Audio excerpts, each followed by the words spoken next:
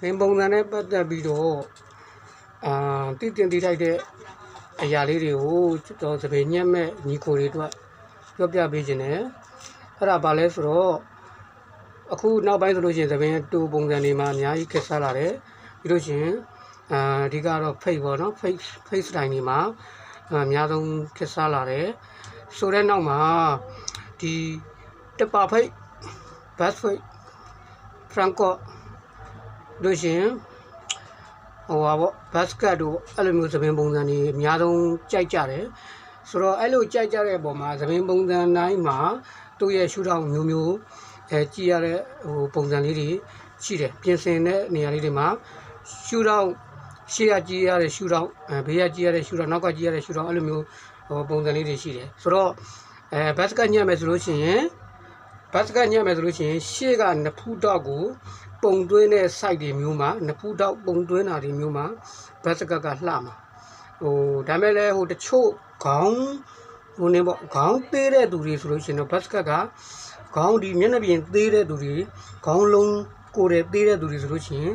basket ညက်လို့ရှိရင်ကျွန်တော်တို့ဒီအရှိကတဘာဝဆန်ဆန်နှစ်ဖူးမပေါ်မနဲ့တဘာဝဆန်ဆန်လေးဒီလိုဇစ်ကက်လေးနဲ့နည်းနည်းလေးညှိပေးမယ်ဆိုရင်လိုက်တယ်အဆင်ပြေတယ်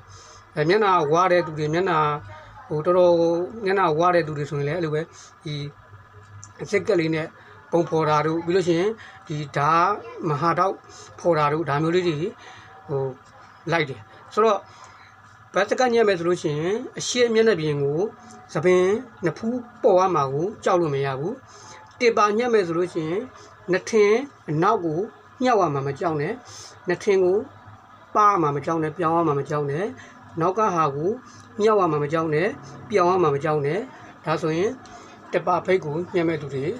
ဒါလေးတွေကိုကြိုးပြီးတော့ကိုယ်သိရမယ်ပြီးရင် franco ဆိုလို့ရှိရင် franco မှာပေါ်သပင်ကတိုတိုလေးနဲ့ပေါ်ကတိုတိုလေးနဲ့ဘယ်လိုလဲဆိုတော့သပင်လေးကဒီအရှိမဘေးတိုက်ကြည့်လို့ရှိရင်ရှာတိုးလေးရှေ့မှာရှာတိုးလေးလိုမျိုးနည်းနည်းလေးဒီလက်စစ်လောက်ကြီးရှေ့ကိုရှာတိုးလေးလိုထွက်နေတာအုတ်ထုတ်ရှာတိုးလေးလိုထွက်နေအဲ့လိုမျိုးသပင်ပုံစံနေဆိုလို့ရှိရင်အရှိမျက်နှာပြင်ကိုလက်ခံနိုင်မှာညက်ပြီးလို့ရှိရင်blow out tipper တို့tipper ဆိုလို့ရှိရင် low mid high အဲ့လိုမျိုး tipper မျိုးစုံရှိတယ်ဘယ်လို tipper ပုံစံပဲညက်ဒီတောက်ကိုလိုချင်တဲ့သူက tipper ညက်လို့မရဘူးတောက်ကိုလိုချင်ရင်တောက်အရှိကြိုက်တယ်ဆိုရင် tipper ညက်လို့မရဘူးပြီးရင်အနောက်ကဟာကိုပြောင်းရမှာကြောက်တယ်ဆိုရင် tipper ညက်လို့မရဘူး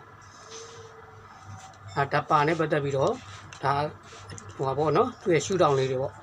ဥပမာဆိုလို့ရှိရင် brad face ဆိုလို့ရှိရင် brad face ညက်မဲ့သူက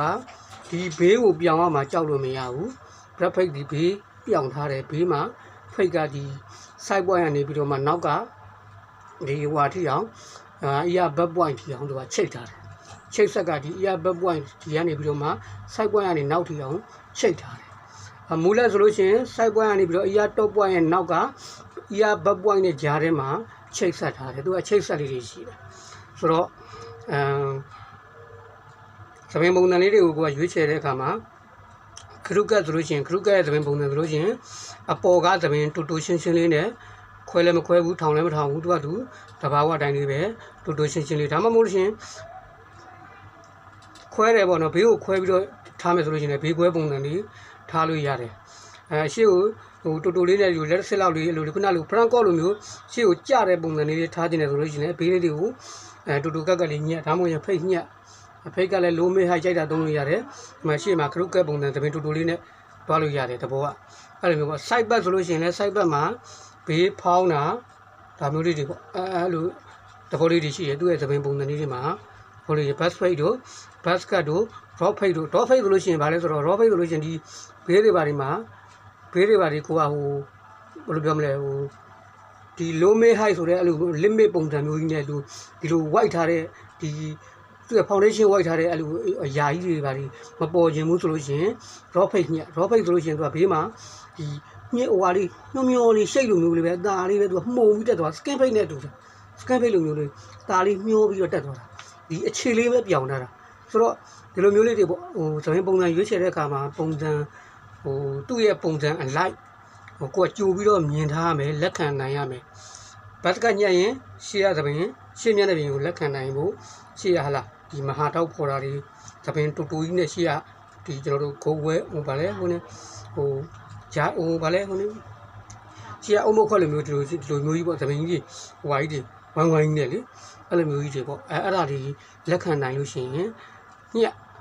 တပါဖိတ်ဆိုလို့ရှိရင်တောက်မထားဘူးတောက်ပြောင်းရမယ်နောက်ကပြောင်းရမှာအဲ့တော့အဲ့ဒါကိုလက်ခံနိုင်ညက်တော့ဖိတ်ညက်မယ်ဆိုလို့ရှိရင်တောက်ထားလို့မရဘူးအဲ့ဒါကိုလက်ခံနိုင်ညက်နော်ဒီလိုမျိုးလေးတွေပေါ့ဒါလေးတွေကိုဒါသိဖို့သဘောတရားလေး